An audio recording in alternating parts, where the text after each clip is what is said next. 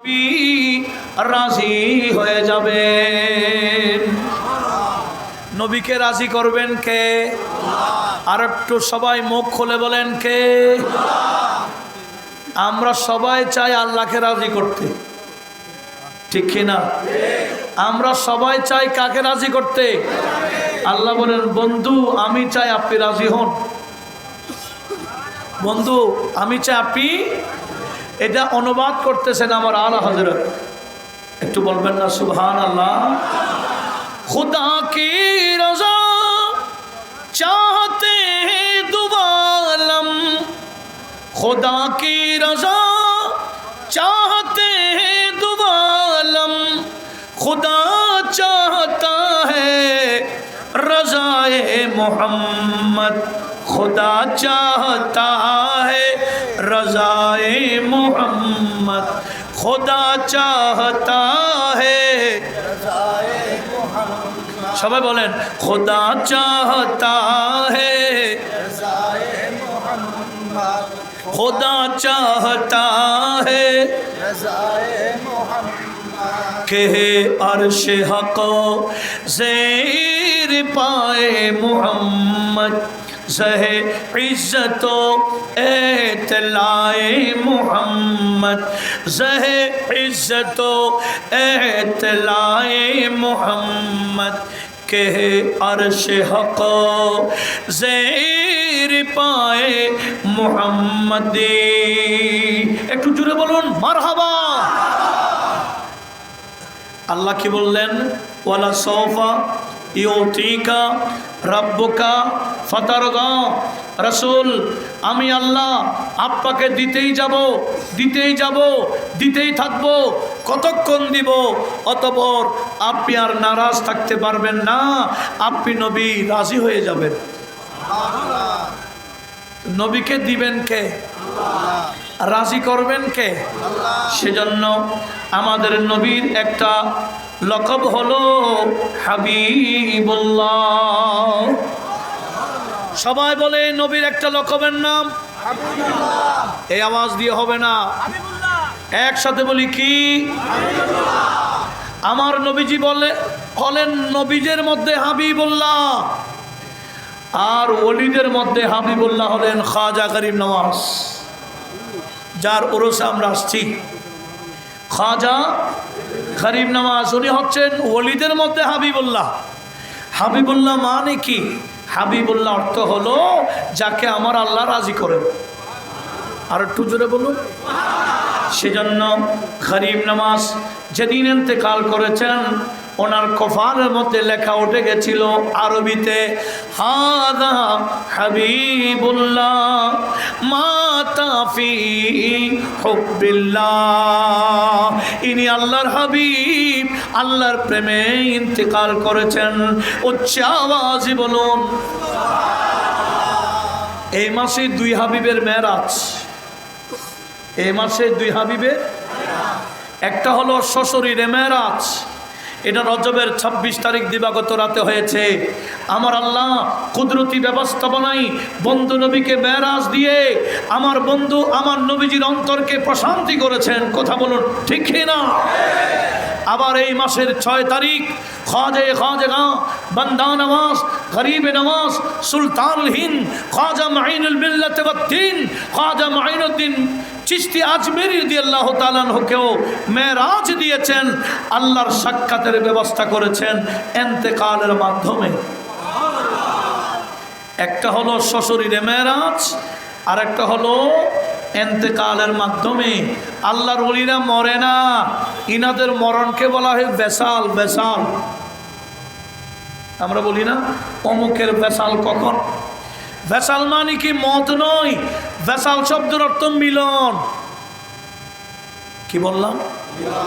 Basal শব্দের অর্থ কি? সেজন্য আমরা বেসালের দিনকে উরসের দিন বলি। উরস মানে মিলনের দিন। উরসের অর্থ কি? কেন? স্বামী স্ত্রীর প্রথম রাত, প্রথম মিলনের রাতকে বলা হয় লাইলাতুল আরুস, উরুসের রাত। সুবহানাল্লাহ বলবেন। তো ওলিউল্লাহদের এন্তেকালকে উরুস কেন বলি? বলে ইনাদের এন্তেকাল নয়, ইনারা যার প্রেমে মারা যান ওনার সাথে দিদার করে, সাক্ষাৎ করে, ওনার সাথে মিলে। একটু বড় আওয়াজে বলুন। সেজন্য এক কবি বলে, মেরে খ্বাজা তেরা वसाल तो, मेरे ख्वाजा तेरा वसाल तो, शाहे अंबिया का वसाल है, मेरे ख्वाजा तेरा वसाल तो, शाहे अंबिया का वसाल है, जो पहुँच गया तेरे दर फलक उसे रंज है न मलाल है, मेरे ख्वाजा तेरा वसाल तो। একটু বড় আওয়াজে বলুন মারহাবা। দুইজনের ভেসাল হয়েছেন। ভেসাল মানে কি বললাম? মিলন। একজনকে সাক্ষাৎ দিয়েছে সশরীরে। আজকে দেখলাম ফেসবুকে যে বক্তা নবীর শানে বিয়াদবি করে তার অভ্যাসে পরিণত হয়েছে। সে বলছে আল্লাহর সাথে মিলন করা কোনো বান্দার পক্ষে সম্ভব না। নবী মেরাজের রাত্রে আল্লাহর সাথে মিলেছে, এটা অবাস্তব। আর একটু জুড়ে বলুন। অথচ বুখারী শরীফ, কোন শরীফ? বুখারী শরীফ 1120 নম্বর হাদিস, 20 নম্বর পৃষ্ঠার হাদিস, অনেক লম্বা হাদিস। বুখারী শরীফ মূল কিতাবের, সেখানে অনেকে বলে কোরআনে পাকে আছে সুম্মা দানা ফাতাদাল্লা ফাকানা কাবা কাউসাইন আও আদনা। কি বললেন? মেরাজের রাত্রে সুম্মা দানা, অতঃপর কাছে আসছেন। কে? অনেকে বলে জিবরিল কাছে আসছে। হ্যাঁ, এটা তাফসীরে আছে। সুম্মা দানা জিবরাইলু, এটা আছে তাফসীর। কিন্তু ইমাম বুখারী কি তাফসীর করছেন আমি আপনাদেরকে শোনাচ্ছি। ইমাম বুখারীর তাফসীর কি মামুলি? একটু জোরে বলেন না। ইমাম বুখারীর তাফসীর কি সাধারণ? ইমামে বুখারী তাফসীর করেছেন সুম্মা দানা আল জব্বারু রাব্বুল ইজ্জতি ফাতাদাল্লা ফাকানা কাবা কাউসাইনি আও আদনা। সেদিন মেরাজের রাত্রি রব্বুল আলামিন কাছে আসলেন, অতঃপর আরো কাছে আসলেন। বন্ধু নবীকে এমন কাছে স্থান দিলেন, ফাকানা কাবা কাউসাইনি আও আদনা। তীর এবং ধনুক যেভাবে একটা আরেকটার সাথে লাগিয়ে থাকে, মেরাজের রাত্রি আল্লাহ বলেন আমি আমার বন্ধুকে আরো বেশি কাছে স্থান দিয়ে তীর ধনুকের চেয়ে আরো বেশি কাছের স্থান দিয়েছি। উচ্চ আওয়াজে বলুন। এটা কার কথা? আল্লাহ বলছেন আমার কাছে নিয়ে আসছি। কিন্তু বিয়াদব বলে না, নবী আল্লাহকে দেখে নাই, আল্লাহকে দেখবে জান্নাতে, আল্লাহকে দেখবে কিয়ামতে, দুনিয়াতে কেউ দেখতে পারবে না। আরে কেউ দেখতে পারবে না এটা ঠিক, কিন্তু বন্ধু নবীকে আমার আল্লাহ দুইটা চোখ দিয়েছেন, এই চোখ দিয়ে আল্লাহকে দেখেছেন। নবীকে দেখা চক্ষুকে দিয়েছেন। কেমন দেখা দেখে গেছেন? বলে মা জাগাল বাসারু ওয়া মা তাগা। বন্ধু নবী আল্লাহকে এমন ভাবে দেখেছেন, আমার নবীজির চোখের পলকও মারে নাই, নবীজির চোখের ক্ষমতাও দুর্বল হয়নি। একটু জোরে বলুন। কোনো পর্দাও ছিল না। আর সে ফলক সাইরো কি रब से मुलाकात की, अर्श फलक सैर की रब से मुलाकात की। नूर से नूर मिल गया था वासती परदाना थी, नूर से नूर मिल गया था वासती परदाना थी। ये मिलन है मुहिब्बों की जरा देख ले, नूरुन अला नूर। माशाअल्लाह। একসাথে, নূরুন আলা নূর। আমাদের নবী কি শুধু নূর না নূরুন আলা নূর? নূরুন আলা নূর। ज़ाते आला पाक है सल्ले आला मोहम्मद। ज़ाते आला पाक है सल्ले आला मोहम्मद। बशर में आया है मगर, बशर में आया है मगर नूरुन आला नूर है, नूरुन आला नूर। কি বললাম? বন্ধুকে রাজি করেন কে? সেজন্য আমাদের নবীর নাম কি? ভুলে গেছেন?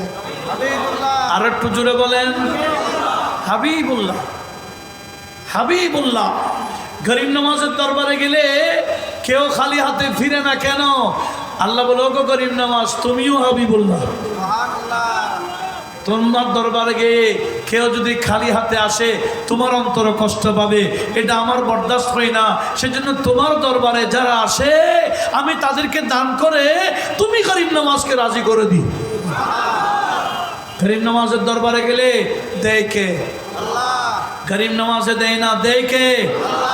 আমরা কি গরিব নওয়াজের কাছে চাই না আল্লাহর কাছে চাই? কেন? উনি হলেন হাবিবুল্লাহ। একটু জোরে বলুন মারহাবা। আমার আল্লাহ কি বললেন? ওয়ালা সাওফা ইউতিকা রাব্বুকা ফাতারদা। রাসূল, আমি আপনার রব আপনাকে দিতেই যাব, অতঃপর রাজি হয়ে যাবেন। আর আমার নবীজি হাদিসে পাকের সাথ করতেছেন, আমি রাজি হব না, আমি রাজি হব না। আমার একটা উম্মত যদি জাহান্নামে থাকে আমি রাজি হব না। আমি তখনই রাজি হব আমার একজন উম্মত যদি জাহান্নামে না থাকে, সবাইকে উদ্ধার করে আমি যেদিন জান্নাতে পৌঁছাই দিতে পারবো সেদিন আমি নবী রাজি হব।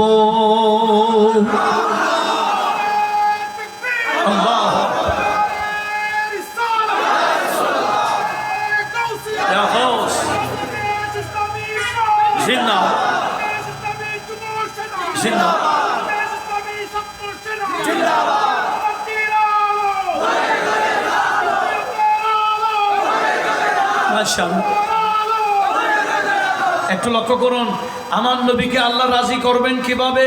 শাফাআতের মালিক বানিয়ে। কি বানিয়ে? যেদিন সবাই তত্তর করে কাঁপবে সেদিন আমার আল্লাহ বন্ধু নবীকে শাফাআতের মালিক বানাবেন। ঠিক কিনা? আগে উদ্বোধন করবে, শাফাআতের উদ্বোধন করবে আমাদের নবীজি। ঠিক কিনা? আমাদের আলা হযরত সেটাকে অনুবাদ করতেছেন। शफाअत करे जो हशर में रज़ा की, शफाअत करे जो हशर में रज़ा की, सिवा तेरे किसी को ये कुदरत मिली है, सिवा तेरे किसी को ये कुदरत मिली है। शफाअत करे जो हशर में रज़ा की, शफाअत करे जो हशर में रज़ा की, सिवा तेरे किसी को ये कुदरत मिली है, कुदरत मिली है। একটু বড় আওয়াজে বলুন মারহাবা। নবীকে আমার আল্লাহ রাজি করবেন কিসের মালিক বানিয়ে? আর তাফসীরুল কোরআন করেছেন মুফাসসিরে কোরআন। এখন কবরে গেছে গা, এমনি আমাদের ওলিদের মাজার দলে শিরিক। এই মুফাসসিরে কোরআন যখন মারা গেছে ওনার কবরের মধ্যে সব মাথা দিয়ে কান্দে। আর আমরা মাজারে গেলে বলে মাজার পূজা করি, কিন্তু তাফসীর মুফাসসিরে কোরআন যখন মারা গেছে এদের পারতেছে না, মাটিসও খাই ফেলতে। ওমা তোমাদের জন্য সব জায়েজ। এই মুফাসসিরে কোরআনের একটা আলোচনা কিছুদিন আগে শুনেছি।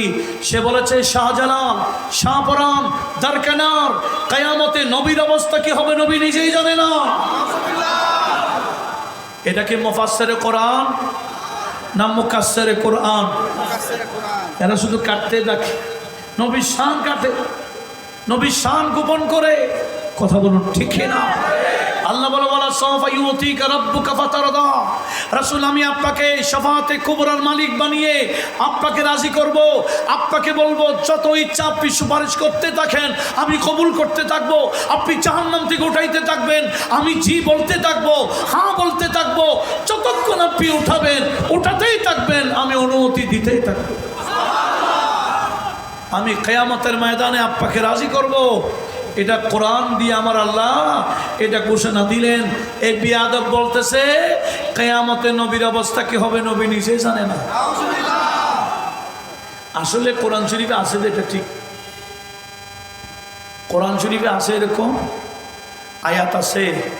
কোরআনে পাক সূরা আহকাফ আয়াত নাম্বার 9, সূরা আহকাফ কয় নাম্বার আয়াত?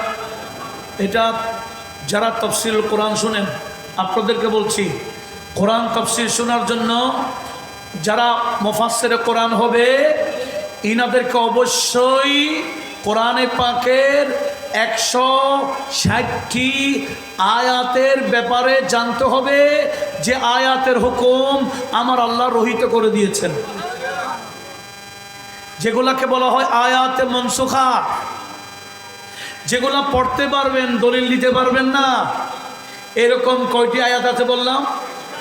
160 আয়াত, 160খানা আয়াত। এই আয়াতের জ্ঞান না থাকলে তার জন্য তাফসীর করা হারাম হারাম হারাম। এটা তো অমুক সূরা এত নম্বর আয়াত বলে দলিল একটা দিয়ে ফেলছেন, আয়াত এটা দলিলের উপযোগী কিনা এটা আগে জানতে হবে। এটার নাম, এটা জানার নাম মুফাসসির। আমি আয়াতটি তেলাওয়াত করছি। আমার আল্লাহ বললেন কুল, রাসূল আপনি বলুন, মা কুনতু বিদআম মিনার রাসূলি ওয়া মা আদরি মা ইউফআলু বি ওয়ালা বিকুম। আয়াতটা এখনো আছে কিনা? আছে। আমি আয়াতের অনুবাদ করতেছি, তারপর আপনাদের থেকে জানবো এই আয়াতের অর্থের উপর বিশ্বাস আছে কিনা। অর্থটা জানতে হবে না? আমার আল্লাহ বলেন কুল, হে রাসূল আপনি বলে দিন, মা কুনতু বিদআম মিনার রাসূলি, আমি কোনো বেদাতি রসুল না, হুট করে এসে গেলাম, নতুন কোনো রসুল না, আমার আগেও রসুল ছিলেন, ইনাদের ধারাবাহিকতায় আমি একজন রসুল। আচ্ছা আরও কি বলবেন? রসুল বলুন, মা আদরি, আমি জানি না মা ইউফআলু বি ওয়ালা বিকুম, কিয়ামতের ময়দানে আমার সাথে কি আচরণ করা হবে, তোমাদের সাথে কি আচরণ করা হবে, আমি জানি না বলে দিন। কি বলছেন আল্লাহ? কিয়ামতে আপনার সাথে কি আচরণ করা হবে, আপনার উম্মতের সাথে কি আচরণ করা হবে আপনি জানেন না, কথাটা বলে দিন। এখন আপনারা বলেন কিয়ামতে নবীর সাথে কি আচরণ করা হবে, উম্মতের সাথে কি আচরণ করা হবে, নবী তো জানে না। চূড়া বলেন তো, কোরআন শরীফে বলেছে জানেন না, তাহলে তাফসীর বুঝেন। আয়াত শুনে দলিল দিলে হবে না। 1400 বছর যাবত সমস্ত মুফাসসিরে কোরআন এই কথায় ঐক্যমত পোষণ করেছেন, এটি আয়াতে মনসুখা, এটার হুকুম রহিত হয়ে গেছে। কি দিয়ে? আমার আল্লাহ তো একটি আয়াতকে অন্য আয়াত দিয়ে রহিত করেন। এই আয়াতটাকে 2টি আয়াত নাজিল করে রহিত করেছেন।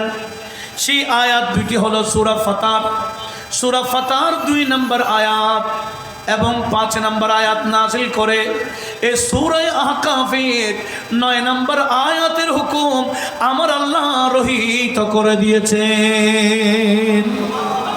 আর এই মুফাসসিরে কোরআন দলিল দেয় রহিত হয়ে যাওয়া আয়াতের, তাহলে এরা কি আলেম না জাহেল? এরা মুফাসসির কতটুকু জানেন শুনেন। একদিন মাওলা আলী শের খুদা কুফার জামে মসজিদে বসা একজন যুবক এসে বলছেন, ওগো আমিরুল মুমিনিন, আপনি আমাকে অনুমতি দেন না, আমি ওয়াজ করব, আমি বক্তা হব। কি হবেন? বক্তা। তো মাওলা আলী শের খুদা কাগজ দিলেন, দাওয়াত কলম দিলেন, তখন তার পেন্সিল এরকম ছিল না, দাবাত কলম দিয়ে কাগজ দিয়ে বলে কোরআন শরীফের মধ্যে কোন কোন আয়াতের হুকুম আমার আল্লাহ রহিত করে দিয়েছেন এবং কোন আয়াত দ্বারা রহিত করেছেন, আয়াতে মনসুখা কোনগুলো, না শেখা কোনগুলো, আমাকে তথ্য দাও। কি বললেন? কোন আয়াত রহিত হয়েছে এবং কোন আয়াত দ্বারা রহিত হয়েছে এগুলা তথ্য দাও। ওই যুবক বলে হুজুর বলে আমি জানি না। তো মাওলা আলী বলে তুমি নিজে গুমরাহ, তুমি যাদেরকে ওয়াজ করবে এদেরকে গুমরাহ করে ছাড়বে। বর্তমানে অধিকাংশ মুফাসসির গুমরাহ, এদের আলোচনা যারা শুনে এরাও গুমরাহ হতে আছে। কথা বলুন ঠিক কিনা? আমি চ্যালেঞ্জ দিয়ে বলবো, এরকম কোনো মুফাসসির কোরআন যদি থাকে আশেপাশে বা গোটা বাংলাদেশে, মুফাসসির কোরআন নামে যারা তাফসীর করে আমাদের সামনে বসাই দেন। আমরা সেখানে গুলি নিয়ে যাব না, সেখানে আমরা দলিল নিয়ে যাব। আমরা কোরআন সুন্নাহ দিয়ে যাব। এরা আয়াতে মনসুখা না শেখা জানে কিনা আমরা একটা যাচাই করব, তখন তাফসীরে কোরআন করতে পারবে। কথা বলুন ঠিক কিনা? এরা কি তাফসীর কোরআনকারী না ভণ্ড? এরা কি পথভ্রষ্ট নয়? কি পথভ্রষ্ট? সেজন্য কিয়ামতের অন্যতম আলামত দাল্লু ওয়া আদাল্লু, এরা নিজেরাও গুমরাহ, এদের ওয়াজ যারা শুনবে এদেরকে গুমরাহ বানাইয়া ছাড়বে। বিদায় ভালো করে যাই গুমরাহ হওয়ার জন্য। নিজেও শুনবেন না, পরিবারের কাউকে শুনতে দিবেন না। এই ব্যাপারে সতর্ক থাকা এই জমানায় ফরজ। আল্লাহ সবাইকে ঈমান আকীদায় মজবুত থাকার তৌফিক দিক, আমিন বলেন। তাহলে সূরা আহকাফের 9 নম্বর আয়াত দলিল দেওয়া যাবে কেন? রহিত করেছেন কে? আমি করি নাই, আল্লাহই করেছে। এই রহিত হয়ে যাবার জ্ঞান থাকতে হবে তাফসীর করতে গিয়ে। আসুন কি বলতে চেয়েছিলাম, এই আয়াত দিয়ে এই বিয়াদবরা দলিল দেয় কিয়ামতের ময়দানে নবীর অবস্থা কি হবে নবী নিজেই জানে না। সেখানে উম্মতের সুপারিশ কোত্থেকে করবে? এই আয়াতটা আছে কোরআন শরীফের ঠিক, কিন্তু দলিল দেওয়া যাবে? যারা এই আয়াত দিয়ে দলিল দিচ্ছে এরা কি আলেম না জাহেল? আমি সেটাই প্রমাণ করতে চাচ্ছি। আমি যদি এভাবে তাফসীর করতে যাই রাত যাবে গা, কিন্তু এরপরও শেষ হবে না। কিন্তু এখানে লিমিট টাইম। আমি আমার সামনের দিকে যাচ্ছি, এরপর আয়াত বলেন ওয়ালা সাওফা ইউতিকা রাব্বুকা ফাতারদা আলাম ইয়াজিদকা ইয়াতীমান ফাআওয়া। রাসূল, আমি কি আব্বাকে ইয়তীম হিসেবে পাই নাই? অতঃপর আমি আব্বাকে সুন্দর আশ্রয় স্থান দিয়েছি। একটু জোরে বলুন। নবীজিকে ইয়তীম বানালেন কে? আল্লাহ। কেন? দুনিয়ার কোনো ইয়তীম বাচ্চা যাতে মন ছোট না করে। ইয়তীম বাচ্চা যখন বাবা নাই মা নাই কান্দে, তখন সে যখন আমার নবীর উম্মত হবে বলে না আমি যার উপর কালেমা পড়েছি ওনারও তো 6 বছর অবস্থায় মা মারা গেলেন, আব্বাকে তো দেখেনও নাই। কথা বলুন ঠিক না? আমার নবীজিকে আমার আল্লাহ এমনভাবে আশ্রয় দিয়েছেন, যেদিকে গিয়েছেন আমার নবীজি যাদের ঘরে গিয়েছেন এদেরকে প্রশান্তি করে দিয়েছেন। হালিমাতুস সাদিয়া আমার নবীকে নিয়ে গিয়েছিলেন মাত্র 2 বছরের জন্য। দুধ খাওয়াই আবার দিয়ে ফেলবেন, কিন্তু দেখা যায় আমার নবীকে হালিমাতুস সাদিয়া যখন নিয়ে গেলেন, দিনের পর দিন হালিমাতুস সাদিয়ার পুরা ঘরের মধ্যে এমনভাবে বরকত বেড়ে গেল, নবীর ওসিলায় বরকতে ভরপুর হয়ে গেল। ওনার মেষ বেড়ে গেল, ছাগল বেড়ে গেল, সব বাড়তে আছে, সব কিছু বাড়তে আছে। বলে না, যেই বাচ্চাকে দুধ পান করাবার কারণে আমি এত বরকতময় হয়ে গেলাম, আমার সব কিছু বরকত হয়ে গেল, এই বাচ্চাকে আমি এত সকালে দিতে চাই না। আমি আরো রাখবো বলে 4 বছর রেখে দিলেন। 4 বছর রেখে দেওয়ার পরে ঘটনা একটা ঘটে গেল। 4 বছরে আমার নবীজির সবকে সতর হয়ে গেল, এই গলা থেকে নাক পর্যন্ত অপারেশন হয়ে গেল।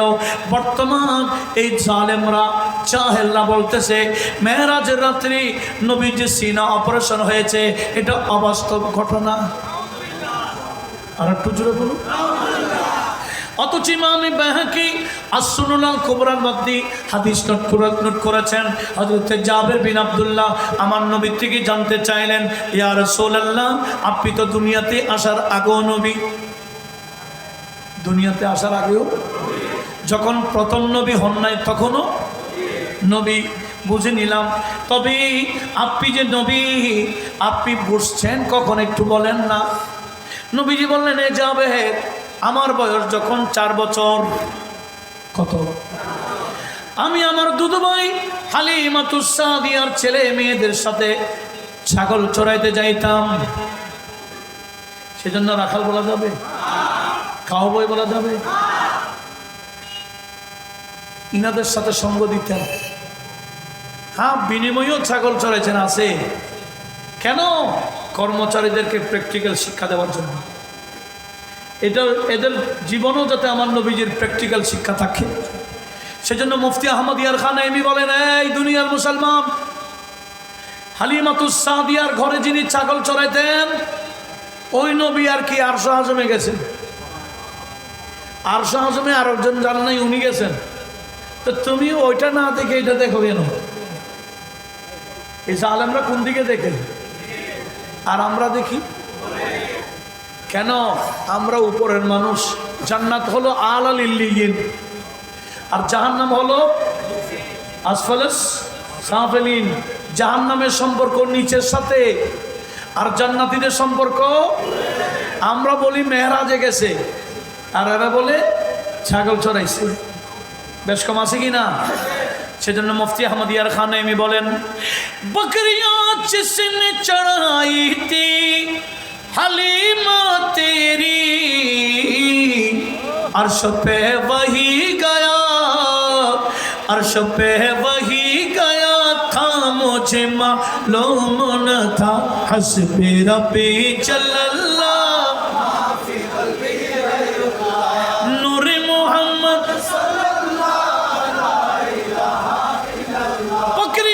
जिसने चढ़ाई थी हलीमा तेरी, अर्श पे वही गया, अर्श पे वही गया था, मुझे मालूम न था, हस्बी रब्बी जल्लल्लाह,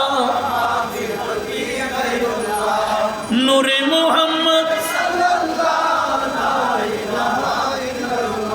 তাহলে আমরা কি নিচেরটা দেখি না উপরেরটা দেখি? আচ্ছা, একজন মাস্টার্স কি করেছেন? পাস করেছেন। উনি প্রাইমারি পাস করেনি?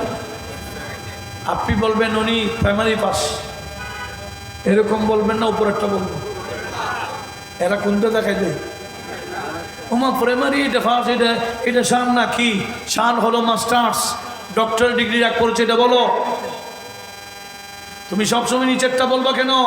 এটা তো আমার আল্লাহ করাইছেন উম্মতকে প্র্যাকটিক্যাল শিখাবার জন্য। একটু বড় আওয়াজে বলুন মারহাবা। সেজন্য আল্লাহ পাক বলুন, খবরদার আমার বন্ধুকে রাখাল তো বলা যাবে না, যাবে না। রাখাল বলার সম্ভাবনা আছে, এরকম শব্দও ব্যবহার করতে পারবো না। ইমানদারের জন্য আইন জারি করে দিয়েছেন, কথা বলুন ঠিক না? আল্লাহ সবাইকে বিষয়ে সতর্ক থাকার তৌফিক দিক, আমিন বলেন। আমি কি বলতেছিলাম? আমার নবীজি কয় বছর? আর একটু জোরে বলুন। হালিমাতুস সাদিয়ায় ঘর ডাকতেন, ওই ভাইদের সাথে ছাগল চড়াতে যাইতেন। নবীজি বলেন, যাবে আমি তো ভাইদের সাথে সঙ্গ দিচ্ছি। হঠাৎ করে দুইজন নোরানি সেকেলের মানুষ এসে আমার ভাই বোনদের পাশ থেকে আমাকে উঠিয়ে পাহাড়ের নিচে নিয়ে গিয়ে আমার গলা থেকে না পর্যন্ত ছিঁড়ে আমার কলপটা বের করে জমজম পানি দিয়ে ধৌত করে আবার কি যেন একটা কেটে ফেলে দিয়ে ওই কলপটা আপন জায়গায় লাগাই দিল। এদিকে আমার ভাইয়েরা ভয়ে দৌড়তে দৌড়তে হালিমাতুস সাদিয়ার কাছে গিয়ে বললেন, মা, আমাদের কুরাইশি ভাইকে তো মেরে ফেলেছে, কুরাইশি ভাই তো আর নাই। এভাবে যখন কান্দে, হালিমাতুস সাদিয়া কাঁদতে কাঁদতে দৌড়ে দৌড়ে আসে। যখন ওই ছাগলের পাশে এসে গেলেন, দেখতেছেন নবীজি সুন্দর দাঁড়িয়ে আছে। হালিমাতুস সাদিয়া বললেন, আয় বাবা, তোমার ভাইরা কি মিথ্যা বলেছে? তখন নবীজি মুস্কি হাসি দিয়ে বলেন, না না মা, আমার ভাইয়েরা মিথ্যা বলেন নাই, দেখুন বলে নবীজি কাপড় উঠাইয়া শরীরটাকে দেখলেন, দেখাইলেন, বললেন মা দেখেন আমার গলা থেকে না পর্যন্ত ইনারা অপারেশন করে সেলাই করে, হালিমাতু সাদিয়ার টাটকা সেলাই দেখে অবাক হয়ে গেলেন, এটা কেমন কথা? নবীজি বলেন, মা আপনি টেনশন করিয়েন না, এই যে অপারেশন হয়েছে এক ফোঁটা রক্ত পড়ে নাই, আমি এক সামান্যতম কষ্ট পাইনি, আমি সব দেখে ফেলেছি। উচ্চ আওয়াজে বলুন সুবহানাল্লাহ। নবীজি বললেন, এই জাবের শোনো শোনো, দুইজনের মধ্যে একজন ছিলেন হযরতে জিবরাইল, আরেকজন ছিলেন মিকাইল। হযরতে জিবরাইল মিকাইলকে আমার পরিচয় করাচ্ছিলেন, তখন আমার বয়স কয়? এরা বলে তো 40 বছরও জানে না। নবীজি বলেন, আমি 4 বছরে। হযরতে জিবরাইল মিকাইলকে আমার পরিচয় দিচ্ছেন, হাদা রাসূল রাব্বিল আলামিন, হাদা রাহমাতুল লিল আলামিন, হাদা খাতাবুল আম্বিয়া ওয়াল মুরসালিন। এভাবে আমাকে পরিচয় দিচ্ছে, আমি শুধু নবী না, আমি নবীদের নবী, এটা আমি 4 বছর থেকে জানি। আর একটু জোরে বলুন। নবীজি বলে, আমি 4 বছরে জানি। বিয়াদব বলে 40 বছরের আগেও জানে না। এটা কি ছোটখাটো বিয়াদবি না বড় বিয়াদবি? হালিমাতু সাদিয়া পরের দিন রওনা হয়ে গেলেন, বলেন এই ছেলেকে আর রাখা যাবে না। 4 বছর পরে আবার মক্কা শরীফে নিয়ে এসে হযরতে আমেনার হাতে উঠাই দিয়েছেন। একটু জোরে বলুন। আমার নবীজি যেদিকে গিয়েছেন সেদিকে বরকত, সেদিকে কি বরকত। আর নবীজির চাচা হযরতে মাওলা আলীর আব্বা আবু তালেব, উনি গরিব ছিলেন, আর যখনই নবীজির জিম্মাদারি নিয়েছেন ওনার গরিবি আর নেই, উনি এখন ব্যবসায়ী হয়ে গেছে। ব্যবসায়ীদের সাথে সাথে সাম্রাজ্যে যেতেন, ইয়েমনে যেতেন, বিভিন্ন জায়গায় জায়গায়, অনেক সময় আমার নবীকেও নিয়ে গেছে। তাহলে আল্লাহ বলেন, ইয়া রাসূলুল্লাহ আলাম ইয়াজিদিকা ইয়াতীমান ফাআওয়া, আমি কি আপনাকে ইতিম পাই নাই? হ্যাঁ ইতিম পেয়েছি, কিন্তু আপনাকে সুন্দর আশ্রয়স্থান দিয়েছি। একটু জোরে বলুন। ওয়াওয়াজাদাকা দাল্লা ফাহাদা, রাসূল আমি আপনাকে দল পেয়েছি অথবা স্বাভাবিক করে দিয়েছি। এখানে তাফসীরুল কোরআনের পার্থক্য হয়ে যায়। এই আয়াতে এসে তাফসীরুল কোরআনের কি হয়ে যায়? কোনটা আসল তাফসীর, কোনটা ভণ্ড তাফসীর? এই ওয়াওয়াজাদাকা দাল্লান ফাহাদা, এটার তাফসীর করতে দিলেই বোঝা যাবে।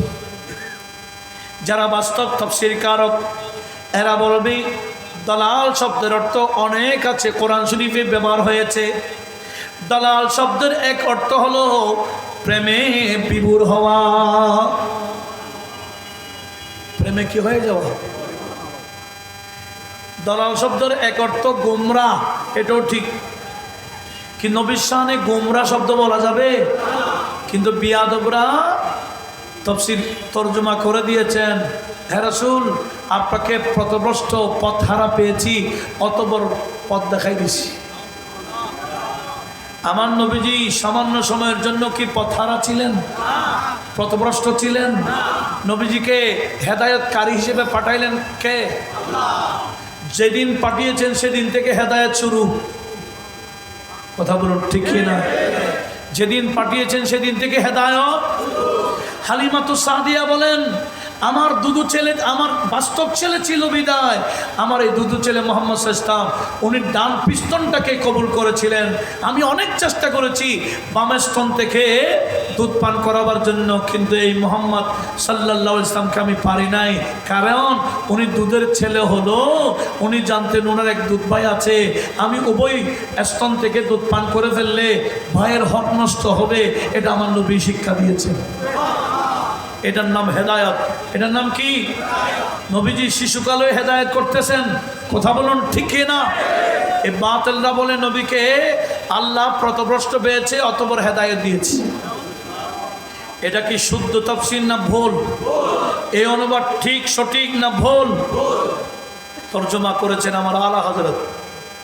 কি বলেছেন?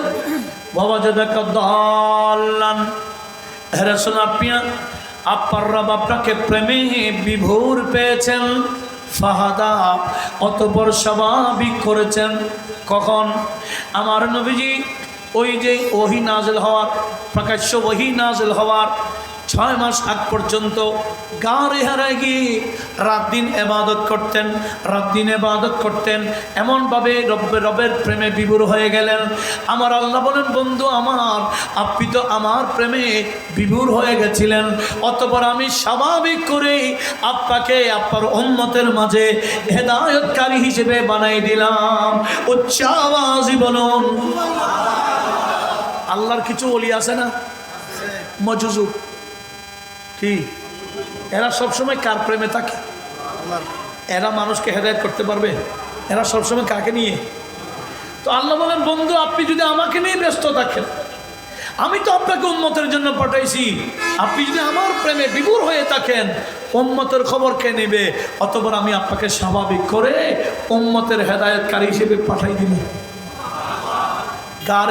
গারে হেরা থেকে পাঠাই দিয়েছেন আল্লাহ। আল্লাহ বলেন, গারে হেরাতে আমি আপনাকে আমার প্রেমে বিভোর পেয়েছি। তাহলে দালাল শব্দের অর্থ প্রেমে বিভোর, এটা তো কোরআন শরীফে আছে। কোথায় আছে? সূরা ইউসুফের মধ্যে। আপনারা জানেন হযরত ইউসুফ আলাইহিস সালাম 40 বছর যাবৎ বাবা কাঁদতেছেন ইউসুফ আলাইহিস সালামের জন্য। ক বছর? আপনারা বিরক্ত বোধ করছেন? আমি শেষ করে দিব, কারণ টাইম প্রায় শেষের দিকে।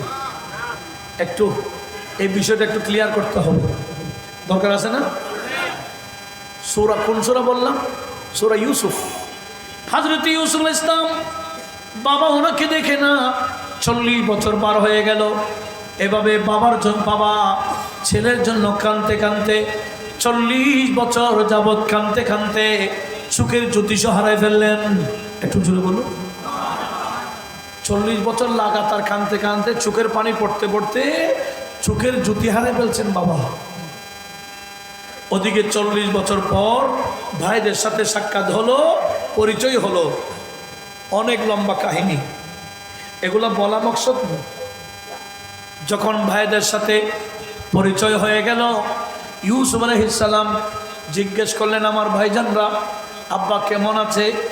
তখন ভাইরা কেঁদে কেঁদে বললেন, আয় আমার ভাই ইউসুফ, আমার বাবা তো ইউসুফ ইউসুফ করে করে কাঁদতে কাঁদতে চোখের জ্যোতি হারিয়ে ফেলেছেন, আব্বা তো দেখে না, অন্ধের মতো হয়ে গেলেন।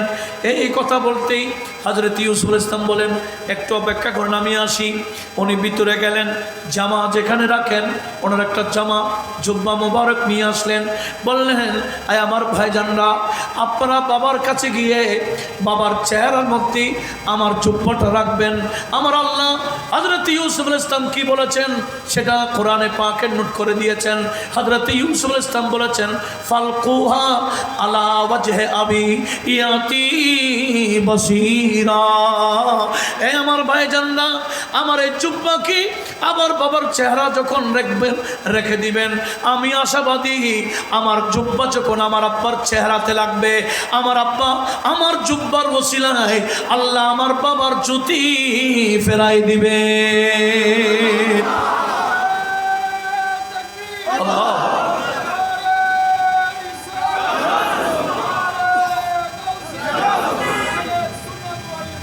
জিন্দা জিন্দা। এদিকে ভাইয়েরা ভাইয়ের জুব্বা নিয়ে বের হচ্ছেন। জুব্বাটা কার? একটু খেয়াল করেন, আল্লাহর বন্ধুরা ব্যবহৃত জিনিস, আল্লাহর বন্ধুদের ব্যবহৃত জিনিসগুলা কত নিয়ামত একটু দেখেন। এগুলো তাবাররুক। হযরত ইউসুফ আলাইহিস সালামের জুব্বা নিয়ে ভাইয়েরা বের হতেই, ওদিকে কেনান শহরে, মিশর থেকে না বের হতেই কেনান শহরে হযরতে ইয়াকুব আলাইহিস সালাম, ইউসুফ আলাইহিস সালামের আব্বা ইয়াকুব আলাইহিস সালাম, উনি তো কাঁদতে আছেন ইউসুফ ইউসুফ করে, আর মহিলারা আছে। হঠাৎ করে হযরত ইয়াকুব আলাইহিস সালাম বলে উঠলেন, ইন্নী লা আজিদু রিহা ইউসুফ। এই আমার নাকের মধ্যে তো আমার ইউসুফের গন্ধ পাচ্ছি। আমার ইউসুফের সুঘ্রাণ আমার নাকে এসে গেছে। কোথায় মিশর আর কোথায় কানান? এই কানান শহর থেকে ইয়াকুব আলাইহিস সালাম বলতেছেন, আমি তো আমার ইউসুফের ঘ্রাণ পাচ্ছি। তখন যারা পাশে বসেছেন এরা বলতেছেন, ইন্নাকা লাফি দালালিকাল কাদিম। ওমা, আপনি দেখি আপনার পুরাতন প্রেমে এখনো বিভোর। দালাল শব্দের অর্থ দেখেন কোরআন শরীফ, ইন্নাকা লাফি দালালিকাল কাদিম, আপনি তো পুরাতন প্রেমে এখনো বিভোর। এখানে দালাল শব্দের অর্থ কি গুমরা না প্রেমে বিভোর? এটা কোরআন দ্বারা প্রমাণিত। এটার নাম তাফসীরুল কোরআন বিল কোরআন। তাফসীরুল কোরআন বিল কোরআন। এগুলার জ্ঞান যাদের নাই এরা মন গড়া তাফসীর করে। এদের তাফসীর শুনলে ঈমান সেদিকে যাবে গা। সবাইকে বিষয়ে সতর্ক থাকতে হবে। একটু লক্ষ্য করুন, এদিকে হযরত ইউসুফ আলাইহিস সালামের কি এনে গেলেন, ঠিকই দেখলেন ওই গ্রাম মিশর থেকে জুব্বানি বের হলো ভাইরা। আর ওদিকে কানান শহরে হযরত ইয়াকুব আলাইহিস সালাম বলছেন, আমি তো আমার ইউসুফের ঘ্রাণ পাচ্ছি। এই ঘ্রাণ আস্তে আস্তে হযরত ইয়াকুব আলাইহিস সালামের চেহারায় যখন লাগাই দিল, হঠাৎ করে দেখা যায় ইয়াকুব আলাইহিস সালামের চোখের মধ্যে জ্যোতি ফিরে এসে গেছে। কাহিনী বয়ান করার উদ্দেশ্য নয়, এখানে শব্দ হচ্ছে দালাল। দালাল অর্থ কি? দালাল শব্দের অর্থ প্রথমপ্রশ্ন, এটাও আছে প্রেমে বিভোর, এটাও আছে। তো আমার নবিশ্বানী অর্থ করলে কি প্রথমপ্রশ্ন এটা নিতে পারবেন? যারা প্রথমপ্রশ্ন নিয়েছে এরা নিজেরাই প্রথমপ্রশ্ন। কথা বলুন ঠিক না? অথচ বিষয় হলো আমার আল্লাহর প্রেমে রাত দিন ইবাদত করেছে 6 মাস। তাহান্নুস ফিল ইবাদা বলা হয় এটাকে। রাত দিন ইবাদত করেছেন। ওই যে গাড়ে হেরার মধ্যে যারা উঠেছেন দেখেছেন, এখন দেখা যায় না। আমি 2004 সালে উঠেছিলাম, আরও প্রায় 20-21 বছর আগে। সেখানে দেখেছি গাড়ে হেরা থেকে সরাসরি কাবা শরীফ দেখা যাচ্ছে। এখন তো বড় বড় টাওয়ার হয়ে গেছে, দেখা যায় না। তখন দেখা যাইত আমার নবীও গাড়ে হেরাতে বসে বসে ওই আল্লাহর ঘর খানে কাবা দেখে দেখে রাত দিন ইবাদত করতেন আল্লাহ। আল্লাহ এই কথা বলেছেন, বাবা যাতে কাদাল্লান ফাহাদা, বন্ধু আমি আল্লাহ আপনাকে আমার প্রেমে বিভোর পেয়েছি। আপনি আমার প্রেমে এভাবে বিভোর হলে আপনার উম্মতকে হেদায়েত কীভাবে করবেন? অথচ আমি আল্লাহ আপনাকে স্বাভাবিক করলাম। এটা হচ্ছে মূল বিষয়। আজকে এগুলা না জানার কারণে মানুষকে কি করে দিচ্ছে, মিসগাইড করছে।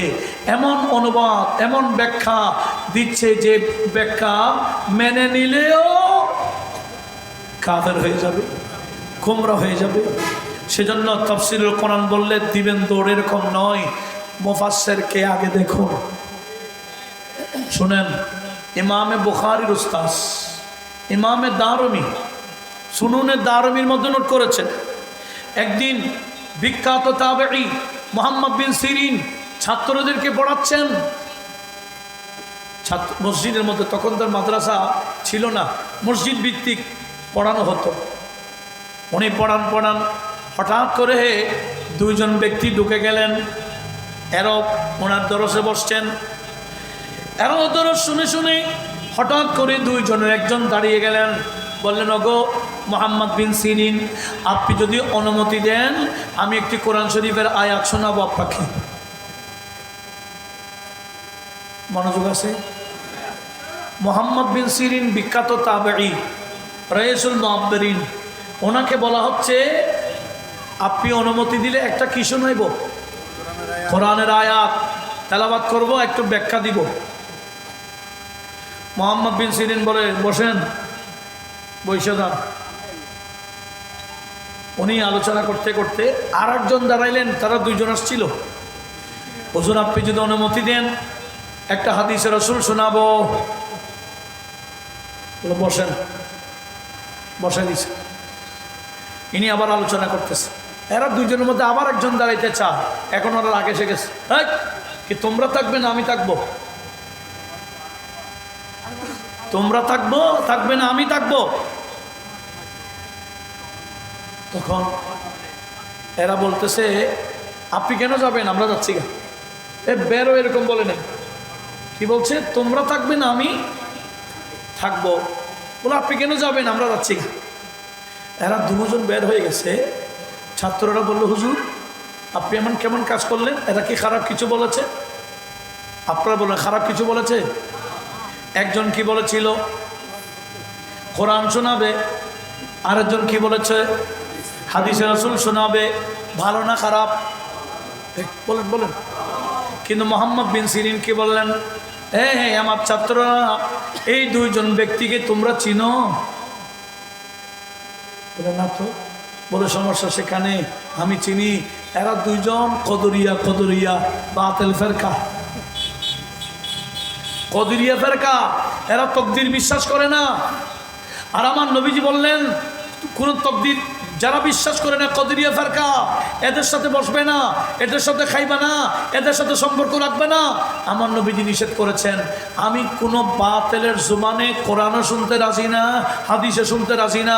সে তকদির প্রসঙ্গে হয়তো কোরআনের একটি আয়াত বলবে, আরেকজন তকদির প্রসঙ্গে হাদিস একটা বলবে, একটা ব্যাখ্যা একটা দিকবে, আমার অন্তরে অসওয়াস আসে যাবে।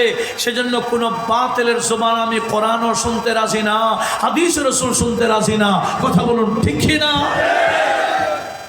এত বড় তাবেঈ, ইনি যদি কোনো বাতিলের জবানে কোরআন হাদিস শুনতে রাজি না, আর আমরা বলি না কি বলে একটু দেখি না, একটু দেখতে গিয়ে খাইতে হয়ে গেছে।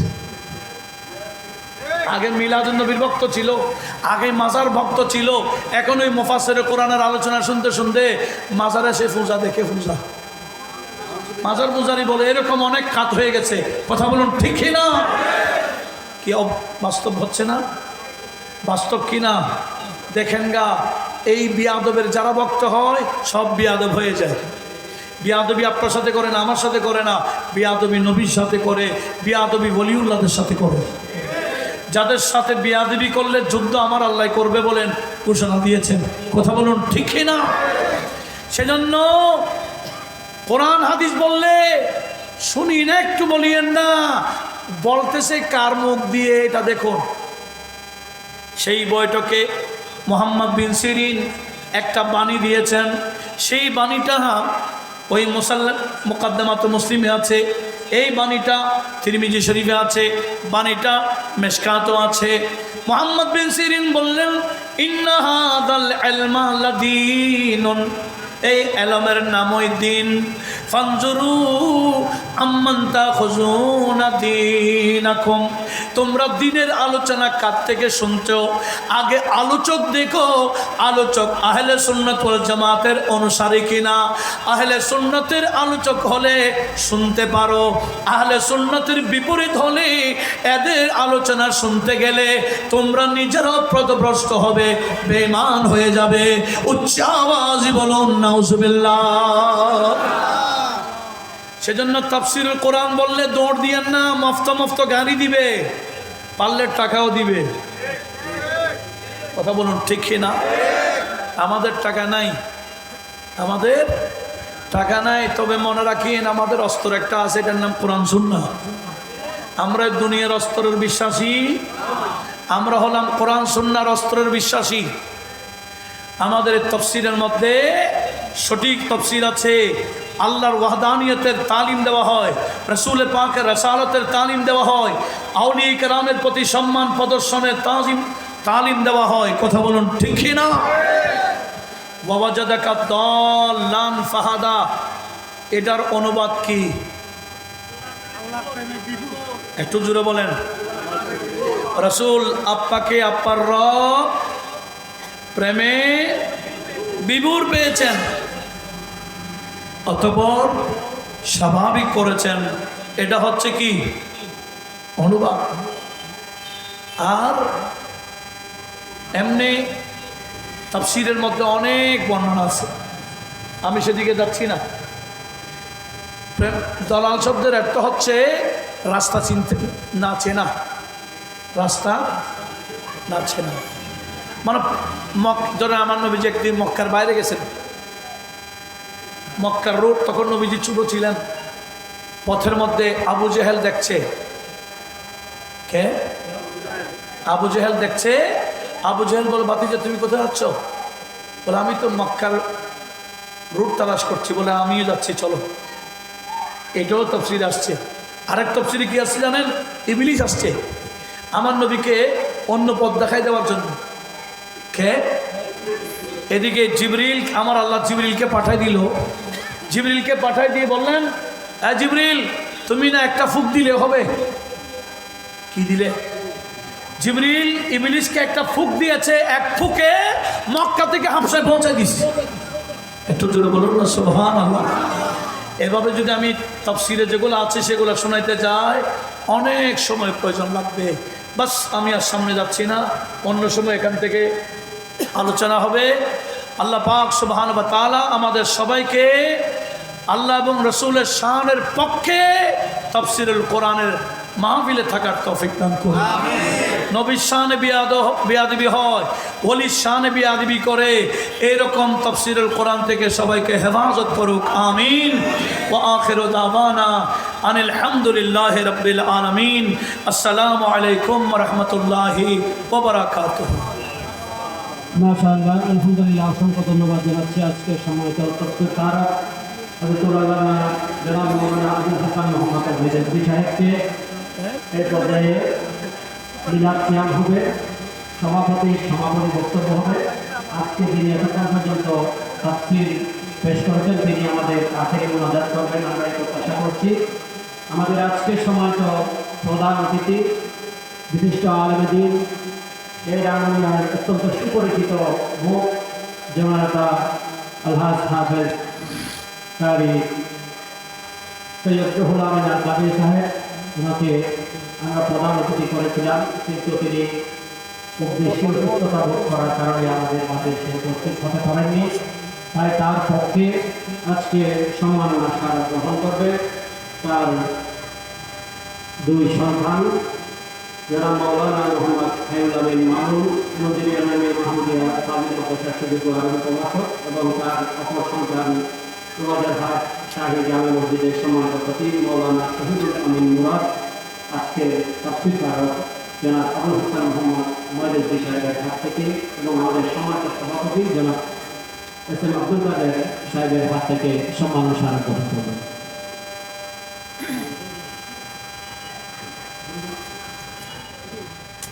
আপনারা একটু উচ্চস্বরে মারহাবা বলুন।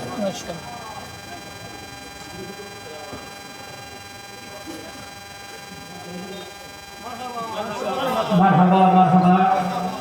আমাদের প্রধান অতিথি জনাব হাফেজ সৈয়দ রুহুল আমিন আল কাদির সাহেবের পক্ষে সম্মাননা স্মারক গ্রহণ করছেন।